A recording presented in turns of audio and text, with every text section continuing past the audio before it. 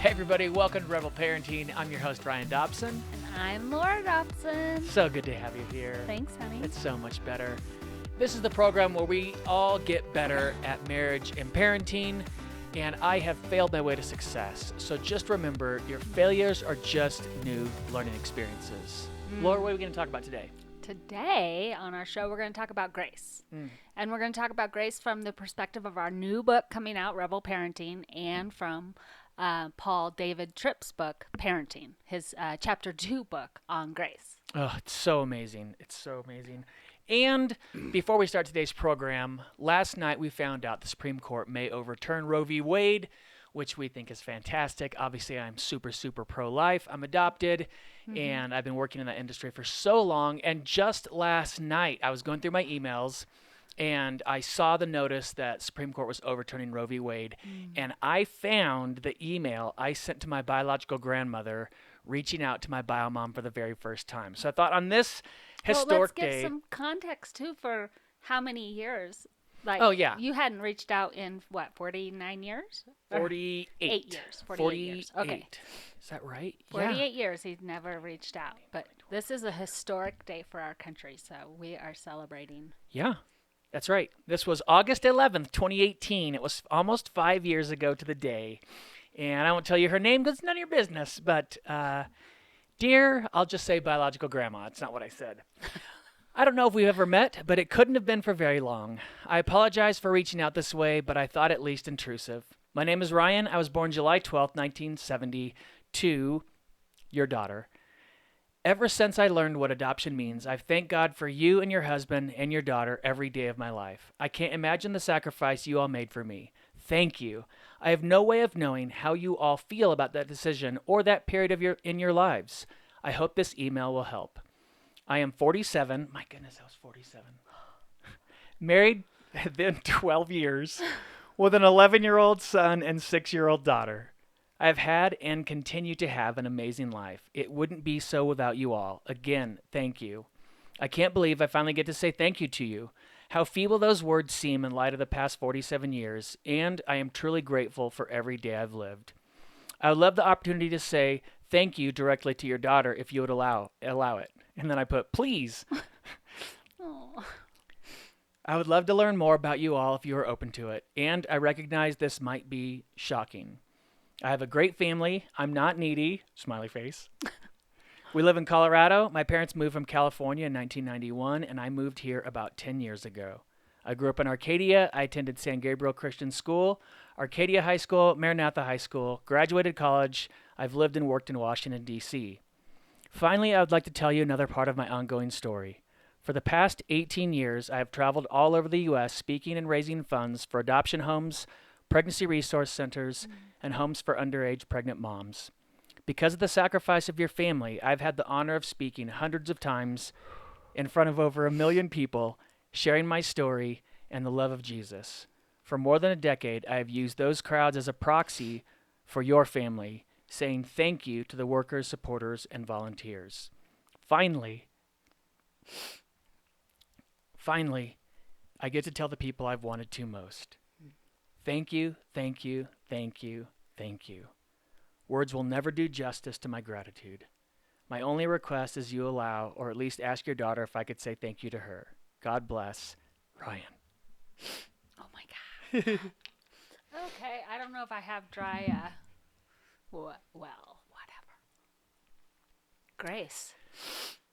But it was such a gift. It was such a gift from the Lord to track that down after all those years and to reach out. And here's the truth. I remember that email came so easy. I wrote it in just a matter of minutes when I found her email address because for decades I had been saying thank you to other people.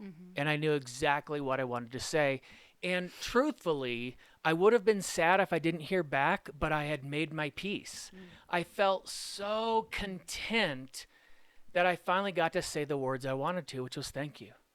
Thanks for keeping me. Thanks for letting me live this life.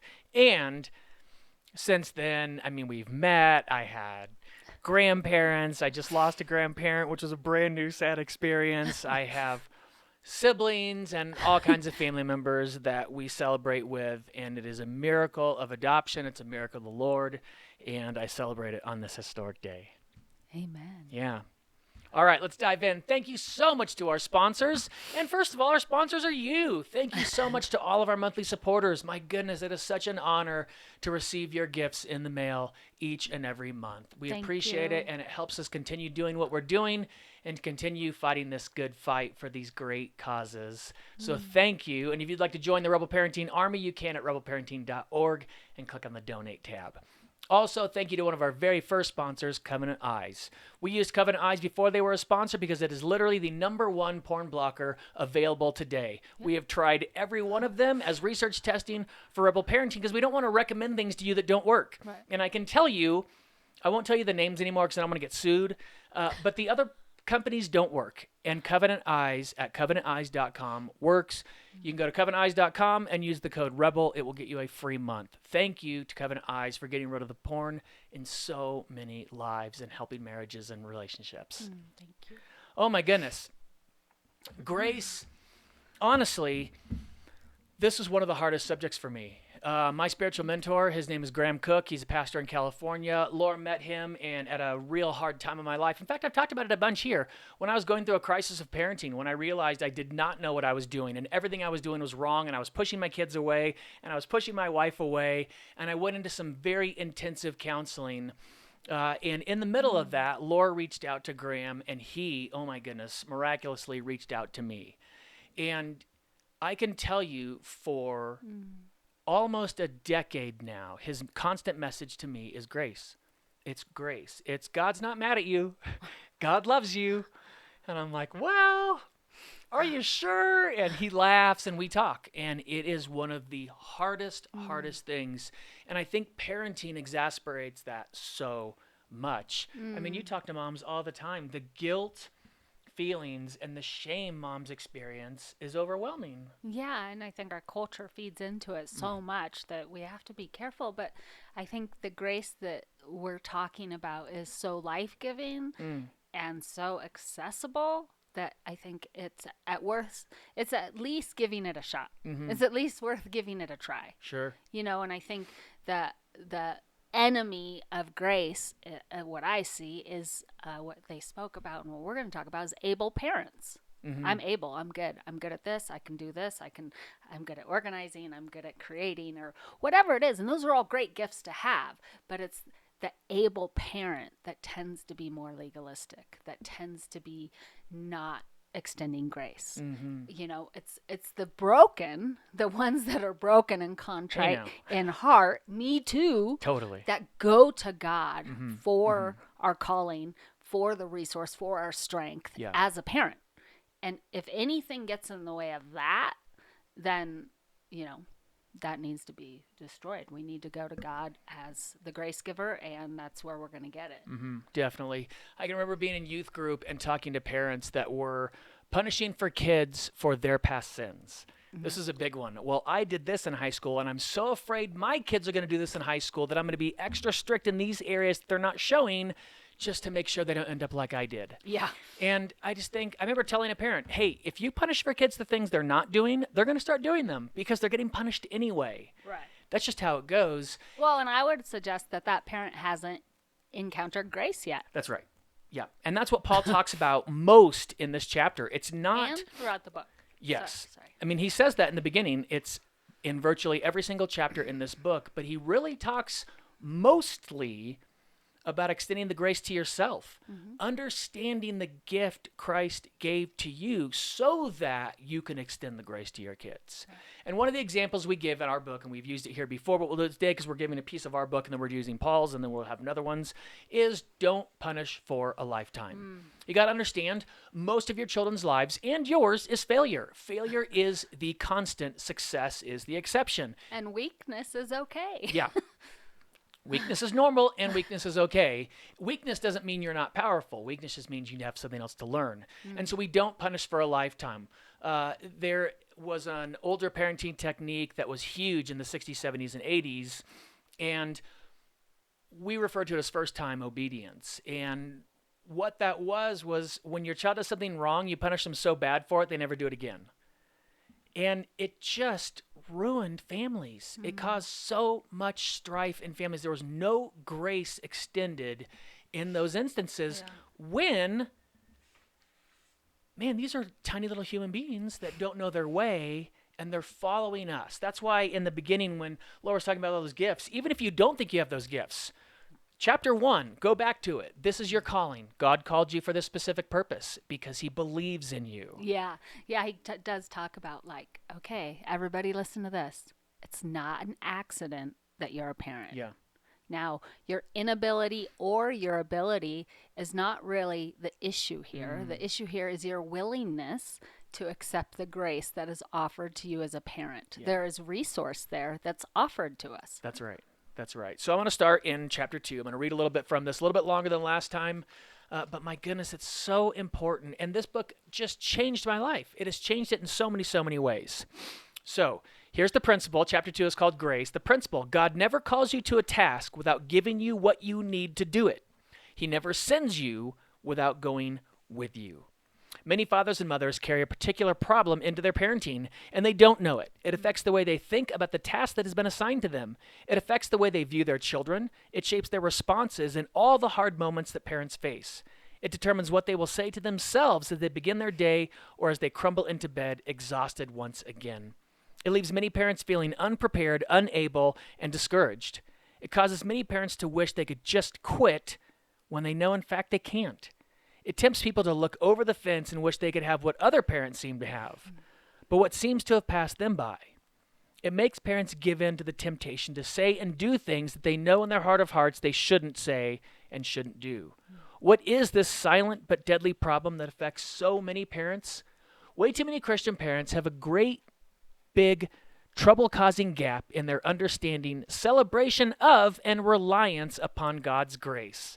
Let me say it now because it will be a theme that will be in some way in every chapter of this book. Here you go. There is nothing more important to consistent, faithful, patient, loving, and effective parenting than to understand what God has given you in the grace of his Son, the Lord Jesus Christ. Now, maybe you're thinking right now, Paul, I don't need more theology. Ryan, come on. Really? Another Bible lesson? I need practical help. I believe everything the Bible has to say, but it doesn't seem to have helped my parenting.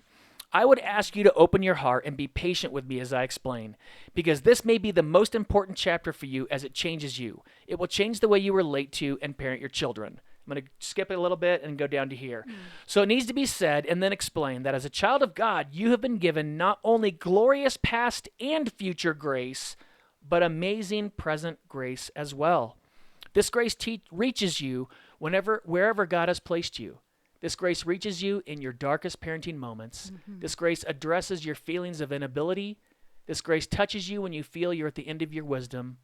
This grace is yours for the taking when you're walking down the hallway and you know that you've just blown it. This grace reaches you when your child seems rebellious and hard-hearted and you don't know what to do. This grace touches you in moments of deep parental regret. It gives you a reason to get up in the morning and to be able to sleep at night.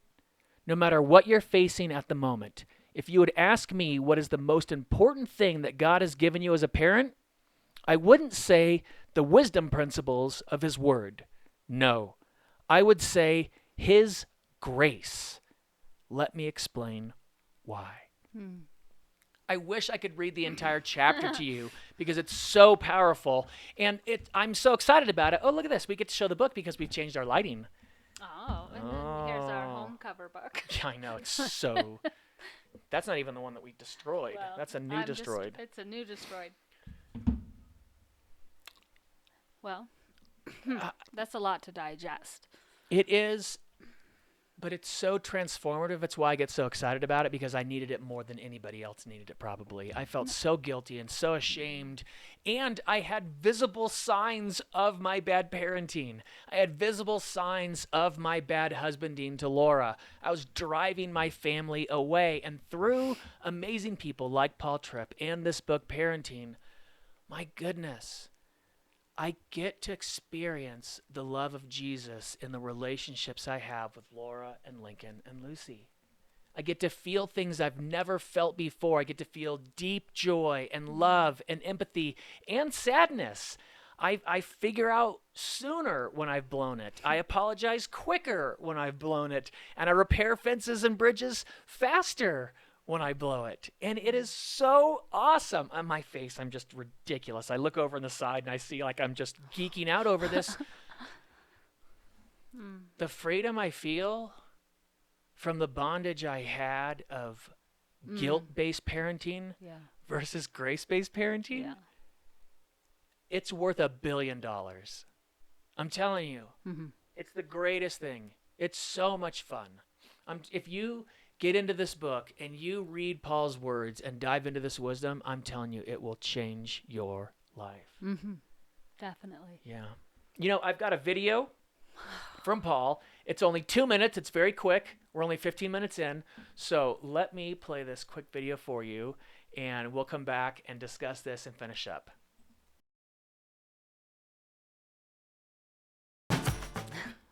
Wow. How cool is that? No, it's encouraging. Isn't it great? Yeah, he's so encouraging. Yeah, I love it so much. And here's the truth. I love Paul because, like me, he says when he started his parenting journey, he was self-righteous and a rule follower. And you can ask Laura. My brain loved nothing more than a rule to tell someone. I mean, I was the Karen of all Karens in parenting. It was awful. Can I give a funny rule? Ooh, okay. Just one? Oh, sure. Well, the funny about the toilet paper. Oh, that's fine. Yeah, which way the toilet I'm paper so fine with goes on a toilet paper roll, right? Yeah. There's actually a patent that Ryan got and downloaded and found the patent for which way the roll should go. So if you're ever wondering, just ask us here at Rebel Parenting and we will clarify that up for you. It goes on the outside, like all people know. Or just contact us for that. Anyway, Yeah.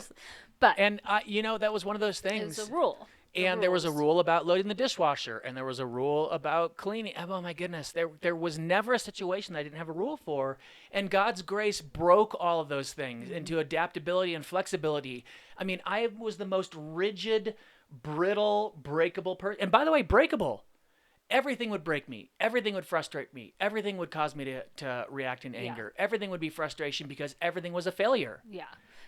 Instead of everything was an opportunity to get closer to my kids or to get closer to my wife. Instead of being right next to them, I was right over there by myself in my self-righteousness. Yeah. And, you know, I just want to say, like, we're not here to say no rules, let your kids be flower children. No, we're saying abide in God and abide in his word and abide in his love. And I think the people that tend to go towards those rules have this sense of wanting to control things as a parent. And I think as a parent, especially now after the pandemic and everything we've gone through as a world and as a community, as a Christian faith, you know, I think How has it felt to be controlled for 2 years? Right. How has it felt to be told what to do and to have new rules placed upon you every single day, and rules that you don't know, and rules that make you feel uncomfortable? And when is this rule going to change? And did the rule change here, but it's not changed there? And that's how so many parents are. You know, and that's how we parent. And, I had one... But in that, I just wanted to share, like, the hope is coming with that grace. Is I think there's a level of healing we as Christians need to engage that is going to rise us up so we can actually be there for our children that are suffering and for the community around us that are suffering. That's just my own belief. Totally. You know, I can tell you a way that I've changed in this. So I'll tell you, my mom and I fought over cleaning my room my entire life. Yeah, that was like one of the top 5 things she told me about you. Yeah, absolutely. Like, oh. If I were to allow my mom into my room today, she'd still say something about it because I'm a messy person and my room's messy. And we fought over it all the time. Now, we'll tell you, it's totally okay because culturally, that's where parenting was. All parents did that. Every sitcom had things about that. Yeah. Every parenting book had things about getting your kids to do chores and clean rooms and all that kind of stuff. And I'm not saying that you shouldn't be tidy or clean. I'm just saying that it didn't help our relationship to fight every single day over it. I was stubborn in that. It didn't make any sense to me. I'm going to get in my bed and mess it up tonight. Why do I need to make it every morning? It still doesn't make a lot of sense to me. And so I have not made my kids clean their room. Now, my son, when people come over, he cleans his room like crazy. If Lucy's going to have a friend in her room, she wants to clean her room. And I've been fine with that, but I've been dying for a mom to argue with me. You can ask Laura. I have looked so many places for that mom that's like, no, you should clean your room every day. Like, I'm a huge Jordan Peterson follower, and he says you should clean your room every day, but that's a self-sacrificing thing. It says you should, on your own, decide to choose to clean your room every day right when you wake up because it's a good way to enter your day. It's not being forced to do that. I finally found a mom. Her name is Andrea. Her husband and I are in a club together. Actually, she's in it too. We're in a big group, and we meet once a week. And I was telling her this theory, and she goes, oh, I make my kids clean their room once a week. And I was like, oh. Please tell. And she goes, Saturdays, we clean our rooms. Everybody cleans the room once a week on Saturdays. We get rid of all the food, all the plates. Some of the kids don't get to have food and plates in their rooms anymore because of ants.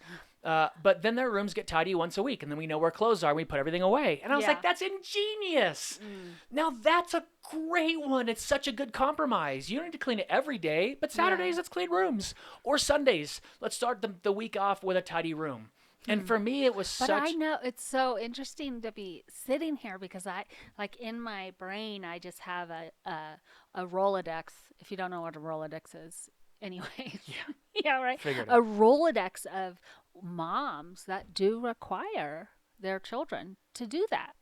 And that's okay. It's totally okay. If that's how your family how behaves, you roll. and if you're not fighting over it and it's not causing strife and derision between your family. If it's creating the fruit that you want, and the fruit of the spirit in your children and in you, if that self-control is being birthed in that, then awesome. But I think you're going to have to ask yourself, is this creating a wedge? This is just one issue. There's thousands of issues to choose from. But you got to ask yourself, what wedges might I be creating for what I want to control or what I think it should look like or what my kids should dress like or what my kid should talk like? All those shoulds. And I will say that my mom did come up with a compromise for me, too. Yeah. I kept a sleeping bag in my closet and a bedspread on my bed. And at night, I throw the bedspread on the floor, and I would sleep in a sleeping bag on my bed. And then in the morning, I would throw the bedspread back on my bed, and I'd throw the sleeping bag in my closet, and it made my mom happy. And that was a great compromise, and I learned that from her. But I also look back, and I don't – this is not a blame or a pointing finger on any level. Every single parent was doing this. But I was looking at the future with my kids, and I know my brain. And I know my rule brain. And if my rule brain says you got to clean your room every day, then we're going to fight about it every single day until you do exactly what I tell you to do. And I couldn't see any good fruit from my personality trying to force that in my kids. Right. And so it was so great for me to find a compromise in a very wise mom that gave me a new perspective. Yeah, and I think that's the thing about grace, too. It opens you up to hear other people's experiences or failures, and you don't regret the past. With that grace upon you, you don't regret all your failures, and you're able to talk to other moms and dads. Hey, this is what I'm seeing. This is what I'm doing. What are you doing? And there's a much more learning, the willingness that I talked about earlier in yourself, in your soul, and in your mind, and in your spirit to really seek God's grace and then also seek out his wisdom. Yeah. It's interesting. There's more freedom. Well, I was thinking intently about what you were just saying because I was trying to think of all the past failures I've had because there are so many. And this is what I can tell you. I'm sad when my kids were little, I was a bad parent. And the relationship the Lord has allowed me to build over the last almost 8 years. It's coming up on 8 years. It'll be 16. It's so good now. I'm just overjoyed. Yes, I wish I wasn't that person back then. And I've seen that even if you, this is why it's exciting for me. Even if you blow it so bad for so long, you can still change. And that's the hope of grace I want to give to parents. I was so bad as a parent when my kids were young, and it took me apologizing and going to therapy with them and getting counseling and getting spiritual counseling and listening to the Lord and getting broken again and failing again and learning to apologize, all those things. And in deciding to do that, because it's a sacrifice, it hurts, I've gotten the greatest gift in the world. I just didn't know how good parenting could be. It's so funny looking back at our old programs on giving advice because I didn't know what good parenting or good marriage was. What? And now that I'm experiencing great marriage and great parenting, it's like, oh, it's so much better than I knew. And you can have it too. So that's our message to you. Your failures are not failures. They're just new experiences to learn. That's perfect. Thanks for joining us today. We appreciate you. Thank you to all of our monthly sponsors for keeping us on the air and keeping us in the fight. Thank you. Thank you to Covenant Eyes at covenanteyes.com. Use the code word REBEL for a free month to get rid of the porn and help improve your relationships. Thank you so much. We'll see you on Thursday for current events, and we'll see you next week for more Rebel Parenting. Bye, everybody.